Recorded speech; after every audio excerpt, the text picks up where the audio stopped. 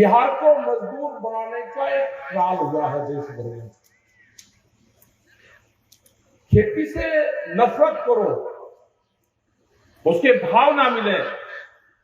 ये ट्रायल तो बिहार में 17 साल पहले शुरू हो गया और उसी का ट्रायल ये 3 काले कानून थे जो पकड़ में आ गए। पूरे देश ने आंदोलन करा, 13 महीने आंदोलन चला। जब ये कानून वापसी हुए और आज भी भारत सरकार 22 जनवरी 2021 के बाद में भारत सरकार ने कोई भी किसान संगठन से बातचीत नहीं करी। कोई किसान गलतफहमी में मत रहना।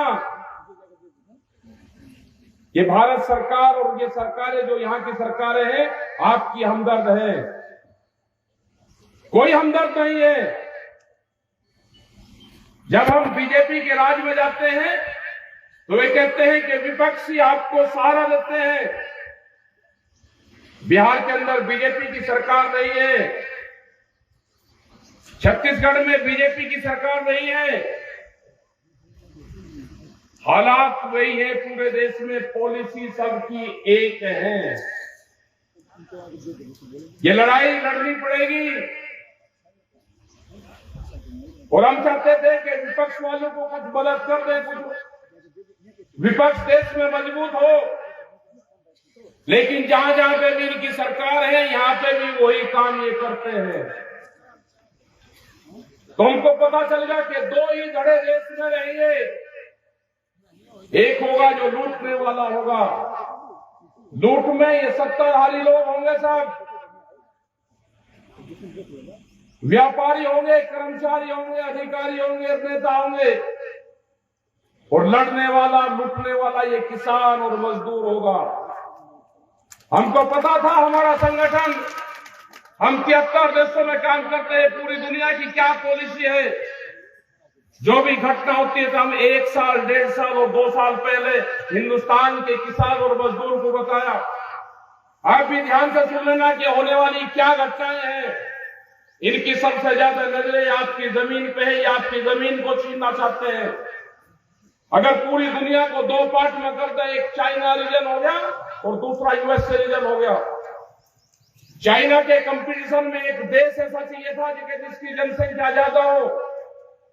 यूएसए और जितना भी यूरोपियन कंट्री है, बड़े देश के लोग यहाँ पे इंडस्ट्री लगाना चाहते हैं, उसके लिए सस्ती लेबर चाहती है। ये यहां से खेल शुरू होता है। ये जो हाईवे बन रहे हैं ये आपके लिए नहीं है, ये माल ढोने के लिए बनाए जा रहे। आपके माल को लूट के दूसरे देशों में भेजा जाए उसलिए बनाए जा रहे। ये सचेत हो जाओ, ये आपके लिए नहीं है। ये लड़ाई संघर्ष लंबा चलेगा, ये संघर्ष कुर्बानी मांगेगा, कुर्बानियां देनी पड़ेगी।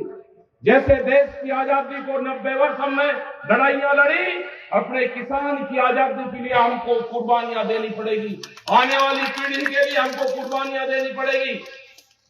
जब प्रधानमंत्री जी ने कहा कि 2047 में तक हमको बहुत विकास करना है, हम पूरा देश पे राज कर लेंगे, पूरी दुनिया पे, हम समझ गए कि 2047 तक इस देश के किसान की 60 से 70% जमीन कंपनी और सरकार के पास चली जाएगी। अपनी जमीन बचानी है तो आंदोलन करना पड़ेगा। हमको किसी से हमदर्दी नहीं है, किसी पार्टी से हमदर्दी नहीं है। जो पार्टी भी किसान के खिलाफ कानून लेकर आएगी उसके खिलाफ हम संघर्ष करेंगे। यहां पे भी संघर्ष होगा। आपके यहां पे भी पीएमओ आपके तो नजदीक है। एक पीएमओ ऑफिस दिल्ली में है और दूसरा पीएमओ ऑफिस बनारस के अंदर है। यहां के लोग तैयार हो जाओ। जिस दिन यहां के लोग तैयार हो जाएंगे, पूरा सड़क के ऊपर ट्रैक्टर शुरू हो जाएंगे, उस दिन बचाएंगे कि यहां के लोग बनारस की तरफ कब चलना है। बनारस में घेरा जाएगा पीएमओ ऑफिस और जिस दिन सड़क के ऊपर ट्रैक्टर होंगे, ये सड़क भी बंद होगी, ये ट्रैक भी बंद होगा। और ये अगर दिल्ली बनारस में नहीं जाने देंगे तो पक्का मोर्चा इसी सड़कों के ऊपर लगेगा। जाएंगे, लेकिन वो टाइम अभी नहीं। अभी तो यहाँ पे जो ट्रैक्टर लेकर आए इनके पीछे टोलियां नहीं है, इन पे बम्पर नहीं लगे हुए हैं। अभी मोर्चे लग जाएंगे तो बैरिकेडिंग तोड़ने का हुनर आप पे नहीं है। ये सरकार पॉलिसी ले आई, ये ध्यान से सुन लो। जो लोग भी पंपिंग सेट चलाते हैं, 10 साल पुराना पंपिंग सेट नहीं चलेगा। ये ट्रैक्टर 10 साल पुराना नहीं चलेगा। ये कानून देश में आ गया। क्या कोई किसान है कि 10 साल पुराना ट्रैक्टर बदल देगा, 10 साल पुराना पंपिंग सेट बदल देगा? इसके लिए आंदोलन करने पड़ेंगे। आपकी जमीनें जाएंगी, बैंकों के माध्यम से आपकी जमीनें जाएंगी। जो किसान क्रेडिट कार्ड बनाया जाता है, भारत सरकार ने अब की बार बजट में 20 लाख करोड़ रुपए की व्यवस्था कर्जे की थी, और जो बढ़ाया है वो बढ़ाया है 1,80,000 करोड़ रुपया। वो कर्जे में जाएगा, और जब कर्जे में जाएगा किसान केसीसी उठाएगा, 1 साल में जमा नहीं करे तो बैंक वाले उसकी जमीन की नीलामी करते हैं। ये बहुत स्पीड से चलेगा। मार्च के बाद में ये काम चलेंगे। आप ध्यान रखेगा, किसी भी किसान की जमीन नीलाम नहीं होगी। यहाँ के अधिकारी और सरकार कान खोलकर सुन ले, अगर एक भी किसान की जमीन नीलाम होगी तो हम उस अधिकारी का भी इलाज करेंगे, उस लेने वाले का भी करेंगे। अगर किसान की जमीन में लाल झंडी लगेगी तो यहाँ के संगठन के लोग, वो किसी भी संगठन का हो, उन लाल झंडों को फाड़ने का काम करो। क्रांतिकारी भूमि है ये बिहार की, क्योंकि सूरज यहां से ही उगता है। अगर सूरज बिहार से उगता है, सबसे पहली किरणें सूरज अगर बिहार को देता है तो क्रांतिकारी की शुरुआत भी यहां से ही होगी। ये स्वामी सहजानंद की धरती है, ये किसान आंदोलन यहां से ही चला। ये एजुकेशन की धरती है, ये पढ़ाई की धरती है। बहुत लोग बिहार के पूरे देश भर में प्रेस में और अधिकारी हैं, लेकिन हम गए, गांव के अंदर गए तो लोग उन्हें हताश हो गए, खेत छोड़ दिए। उन्होंने कहा कि हमने खेत छोड़ दिया।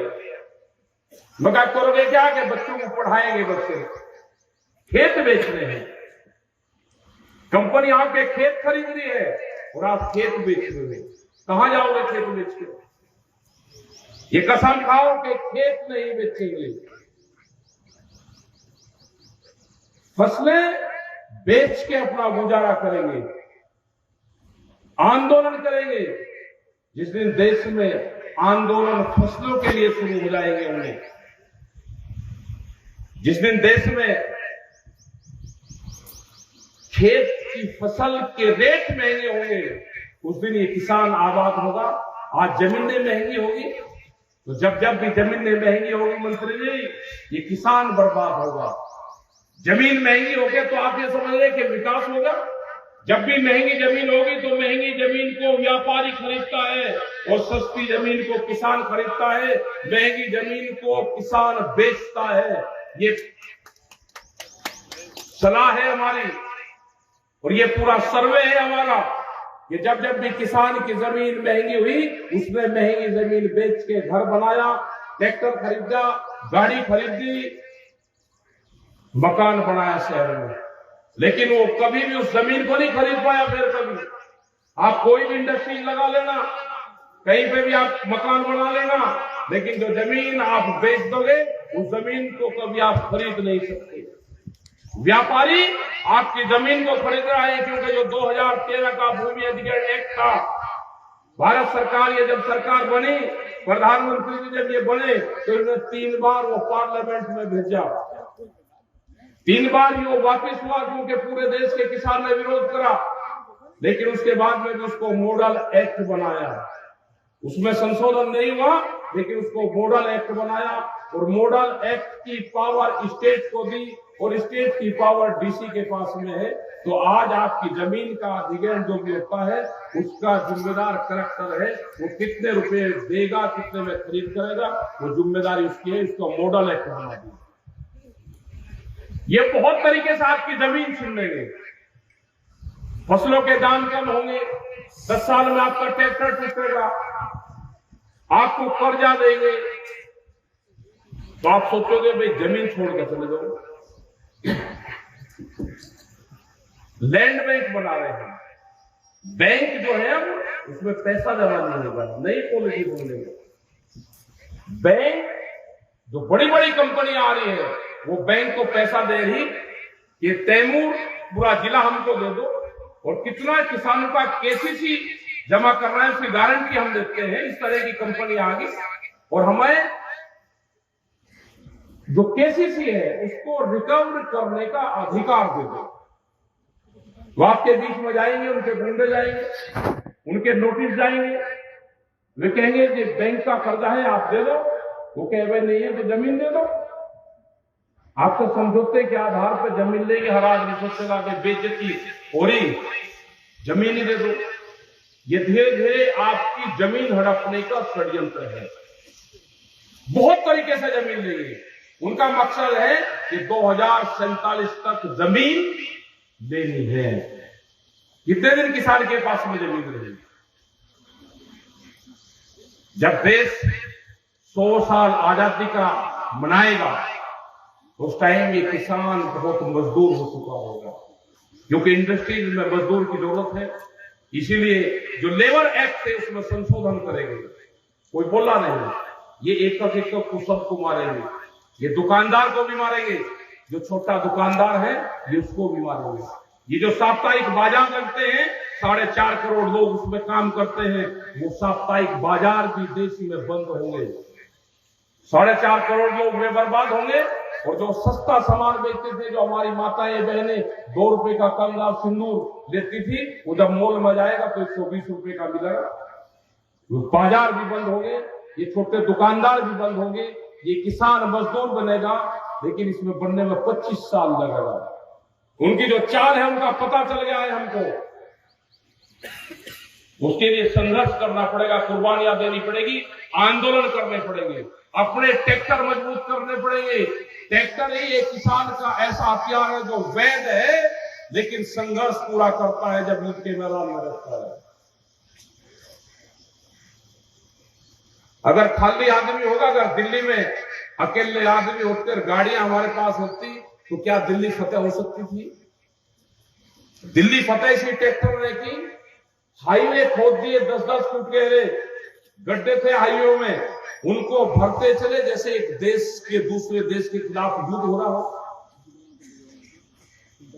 मिट्टी से भरते, जेसीबी से भरते, आगे को खोद चली। और दिल्ली में जो 4 लाख ट्रैक्टर चले थे वो कोई वैसे नहीं थे। हमने कहा था कि जो हमारा ट्रैक्टर 10 साल पुराना हमारे खेत में बंजर भूमि को पाटता है, हम दिल्ली की चमचमाती सड़कों पर इसको चला कर दिखाएंगे। वही ट्रैक्टर था, 25 लाख आदमी वही थे, उन पे एलिगेशन लगाया, उन्हें कुछ नहीं कहा। हमने उसी टाइम पे कहा जो एलिगेशन वे लगाते रहे कि ये पंजाब को बर्बाद करेंगे। इन्होंने देश में हिंदू मुस्लिम तो करवाया, उससे तो किसान बच गया, हिंदू भी समझ गया और मुसलमान भी, लेकिन ये पंजाब के सिख कौम को बर्बाद करने का इन्होंने षड्यंत्र रच लिया। और आज उसका नतीजा देख लो, वहां के तीनों मुख्यमंत्री, 2 मुख्यमंत्री थे। जब केसीआर मुख्यमंत्री चंडीगढ़ में आए तो तीनों मुख्यमंत्री वहां पर थे। हमने कहा कि आप पे एलिगेशन ये खालिस्तान का लगाएंगे, आप अपने पंजाब को कैसे बचाओगे, आपको देखना। दोनों मुख्यमंत्री को बताया, और आज हालात वही है कि उसको बढ़ावा हमारी भारत सरकार की एजेंसियां वो दे रही है, उसको बढ़ावा दे रही कि सिख समाज और हिंदू में आपस में झगड़े हो। सिख समाज जो किसानों की आंदोलन की अगुवाई करता था, वो इस आंदोलन से कटे, संयुक्त मोर्चे से कटे, उनसे लोग नफरत करें। ये एक बड़ी साजिश रची जा रही है। ये जो पार्टी है ये बहुत खतरनाक है, इसको देश से कोई लगाव नहीं है, इनको तिरंगे से कोई लगाव नहीं है, इनको सत्ता चाहिए। तो आप अपना संघर्ष मजबूत रखो। हम कोई पॉलिटिकल और सियासी लोग नहीं है, लेकिन हम बताते हैं समय समय पे जो घटनाएं घटती हैं वो बताते हैं। यहाँ के भी बड़े इशू आपके हैं। यहाँ का सबसे बड़ा मुद्दा है मंडी बहाली आंदोलन यहाँ पे चलेगा। मंडी में ये नहीं कि रेट वहां पर ठीक मिलता है ना, रेट तो सरकार की पॉलिसी से मिलता है। मंडी ऐसे है कि जैसे एक प्लेटफॉर्म है, बगैर ट्रेन प्लेटफॉर्म के नहीं रुक सकती, जो ट्रेन होगी वो प्लेटफॉर्म के बगैर नहीं रुक सकती। ऐसे ही किसान के लिए मंडी है, वो अपना माल वहां ले जा सकता है। कोई खरीदार आवे ना आवे, ले कि व्यापारी अपनी गाड़ी ले रहा है, अपनी तराजू ले रहा है, अपना भाव ले रहा है और गांव में घुस गया, पैसे भी वो कब देगा पता नहीं, और वहां से सस्ते में लेकर आता है। गए हम बिहार में कुछ गांवों में, तो इसलिए मंडी बहाली का आंदोलन चलेगा। यहाँ के नीतीश कुमार मुख्यमंत्री है, सरकार उनकी है, बीजेपी से लेना देना नहीं है। पहला काम कर दो, नहीं तो आंदोलन के लिए तैयार है, हमको हमदर्दी किसी से नहीं है।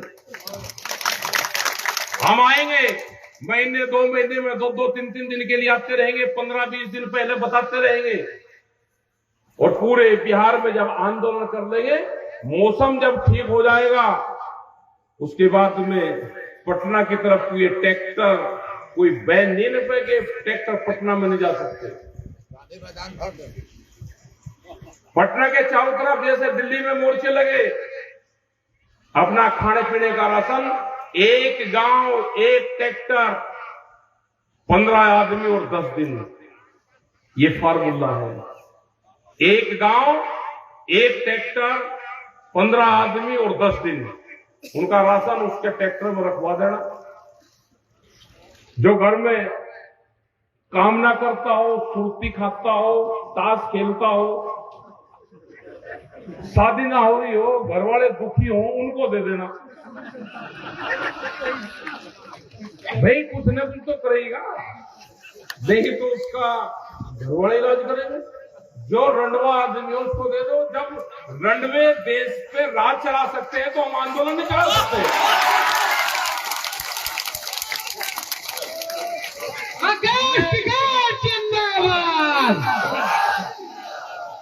हम ऐसा नहीं कि उनको फ्री में कर रहे हैं, हमने उनके लिए आरक्षण की मांग भी करी 10% उनको आरक्षण भी दो, प्रधानी में, चेलवेली में, सब चीज में उनको आरक्षण भी 10% दे दो। वो हमने वहां पे भी चिट्ठियां लिखी है। तो ये आंदोलन एक करना पड़ेगा और सख्त आंदोलन करना पड़ेगा, नहीं तो आपकी जमीन ले जाएगी। और यहाँ के अधिकारी, सरकार और भारत सरकार भी कान खोल कर सुन रहे, यहाँ के लाइव इंटेलिजेंस सब लोग यहाँ पे होंगे। हमारा किसी पार्टी से कोई समझौता नहीं है। जो पार्टी किसानों के खिलाफ काम करेगी, हम उसका उसी स्टेट में जाके इलाज करेंगे। हमारा छत्तीसगढ़ में आंदोलन चल रहा, हम सुकमा, कोंडागांव, जो आदिवासी क्षेत्र है, जो बिल्कुल टेररिज्म वाले क्षेत्र बताते हैं, वहां पे जाना चाहते थे, लेकिन अंदर नहीं जाने दिया गया। उन गांवों की जमीन लूटी जा रही है वहां की भी, और एक नया प्रस्ताव और एक फार्म ले आएंगे, ये यहां पे भी लेकर आएंगे। उन्होंने कहा कि जमीन ले रहे तो इन्होंने दान में जमीन दे दी। आदिवासी लोग आंदोलन नहीं कर सकते, अगर वे आंदोलन करेंगे तो उनको माओवादियों का ठप्पा उनके वहां पर लगा दिया जाता है, उनको जेलों में बंद कर दिया जाता है। प्रस्ताव उनका कि जमीन इन्होंने फ्री में दे दी, दान में दे दी, बोलने की हिम्मत उनकी नहीं है। लखनऊ जो उत्तर प्रदेश आपके नजदीक है, वहां के किसानों की जमीन एयरपोर्ट के नाम पर ली, अडानी को एयरपोर्ट देंगे, 1 रुपया मुआवजा नहीं दिया। कहा कि 1942 में जमीन का अधिग्रहण हो गया था। 1942 में तो इस पूरे देश का अधिग्रहण था, ये देश अंग्रेजों को गुलाम था पूरा। लेकिन ये बहुत जगह हो रहा है। जमीनों के मुआवजे जब मिलेंगे, जब आप आंदोलन करोगे।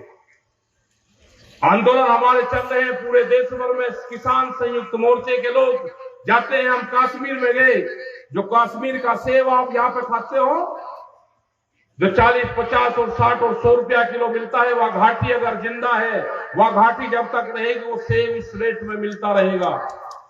जिस तरह से उस घाटी को बर्बाद किया जा रहा है, उनका करीब 2000 करोड़ रुपए का नुकसान अकेले सेब के किसान का कश्मीर का किया। उनके पूरे ट्रक रोके गए और वो पूरे ट्रक उनके सड़े, उनको नुकसान हुआ। हम वहां पे गए कश्मीर के अंदर, वहां पे आंदोलन की शुरुआत होगी, क्योंकि वे अगर बोलते हैं तो देशद्रोह के मुकदमे उनके ऊपर लगते हैं। तो ये आप लोगों की जिम्मेदारी है, इन पूरे क्षेत्र की जिम्मेदारी है। बिहार, उत्तर प्रदेश, जो दिल्ली के नजदीक लोग रहते हैं, उनकी जिम्मेदारी है इस देश में किसान, मजदूर, आदिवासी को आंदोलन चलाना, उनको सुरक्षा देना। ये जिम्मेदारी हमारी सबकी बनती है। इस देश को आंदोलन की जरूरत है। एमएसपी गारंटी कानून जब तक देश में लागू नहीं होगा, पूरे देश में उसकी आवाज नहीं उठेगी, तो यहाँ के किसान का धान पैक्स में 400 रुपए सस्ता, 1600 रुपए, और वैसे 800 से 1200 रुपए आपका धान बिकता है। हजारों ट्रक यहां से जाता है भर भर के उत्तर प्रदेश, बिहार और पंजाब की तरफ। वो कहां जाता है? यहाँ का जो खेत में काम करने वाला किसान है, उसको वो इसी धान में घाटा होता है। जो आपसे धान खरीदता है वो कहां बेचता है? उसको वही धान बढ़िया पैसे देता है। आपके इसी बेल्ट में मंसूरी धान पैदा होता है, मिर्जापुर और बिहार की जमीन के आसपास। रामपुर के अंदर वही धान बिकता है। 11,000 लोगों के रजिस्ट्रेशन अकेले रामपुर और मुरादाबाद में हुए। यहां से आपका धान गया, वहां पे 1 किलो मंसूरी धान पैदा नहीं होता। हमने पूरे दस्तावेज सरकार को दिए, उनके खिलाफ जांच करवाई। आपका ही जो सस्ता धान है वो हमारे किसान को भी वहां पे पीटता है। एमएसपी पे उनके नाम को बिकता है धान, यहाँ पे सस्ता खरीदते हैं। आपको एमएसपी नहीं मिलती, उन किसानों को भी एमएसपी नहीं मिलती। सस्ता धान यहाँ का खरीदा जाता है, वहां पे एमएसपी पे बिकता है। हम भी अपना सस्ता बेचते हैं, व्यापारी एमएसपी पे किसान के नाम पे बेचता है। ये लड़ाई लड़नी पड़ेगी। एक आंदोलन देश में फिर जो दिल्ली का आंदोलन हुआ, उससे बड़ा आंदोलन करने की जरूरत है। हम आगाह करना चाहते हैं सबको, जो हमारे बुजुर्गवार हैं उनको, कि बच्चों को तैयार करें, उनको बताएं कि जमीन हमने कैसे रोकी। अगर हम या हमारे बाप दादा जमीन को बेच देते तो आप क्या करते? यह आंदोलन जमीन, नस्ल और फसल बचाने का आंदोलन देश में चलाना पड़ेगा। उसके लिए आप सब लोग तैयार रहें। 20 मार्च एक बड़ी पंचायत दिल्ली के अंदर रखी, 1 दिन की पंचायत होगी, या वहां पे ही निर्णय लेंगे। उसमें ट्रैक्टर से तो नहीं, ट्रेन और अपनी गाड़ियों से लोग वहां से भी जाएंगे। वो दिल्ली के अंदर एक प्रोग्राम होगा, तो उसमें भी यहां से बिहार से लोग आएंगे। जो यहाँ के लोग दिल्ली के अंदर रहते हैं, बहुत परिवार वहां पर रहते हैं, यहां से भी आने की जरूरत नहीं। अपने सिर्फ रिश्तेदारों को बता दो कि आंदोलन में जाओ, तो वही बहुत लोग इकट्ठे हो जाते हैं। दूसरा, बिहार है दिल्ली, हर घर से रिश्तेदारियां हैं वहां पे। उन लोगों को आंदोलन से जोड़ो। अगर वे वहां पे आंदोलन में साथ रहेंगे तो जमीन आपकी यहां पे बचेगी। और ये मंडी मुक्ति अभियान ये चलेगा। बहुत लीडर यहां से निकल कर आएंगे, बहुत जो नेता है, बहुत संपन्न नेता यहां पे हैं, और बहुत जागरूक। हमको जब आए टैक्स से तो बहुत लोग मिले, और आप लोग भी संपन्न यहाँ पे किसान सब हैं, बड़े बड़े किसान यहाँ पे हैं। आप लोगों की जिम्मेदारी है कि आप अपने घर से एक आदमी आंदोलन के लिए दे दो। ये फतह होगी, ये जीत होगी। और ये मंडी कानून ऐसा नहीं कि नहीं बनेगा, मंडी, बिहार की मंडी बहाल होगी। ये आंदोलन जब तक चलता रहेगा, जब तक बिहार की मंडियों को बहाल नहीं करवा देंगे। मंडी बहाल होगी। आपके जो भूमि के मुआवजे के मामले हैं, उसमें भी हम यहाँ की सरकारों को लिखेंगे, और आंदोलन करोगे तो हम उसमें आएंगे। आप लोगों ने बात को सुना, आपका बहुत बहुत धन्यवाद। जितने भी हमारे लीडर यहाँ पर आए, हमारी बहनें आई, प्रेस के लोग आए, पुलिस प्रशासन के लोग आए, सबको धन्यवाद।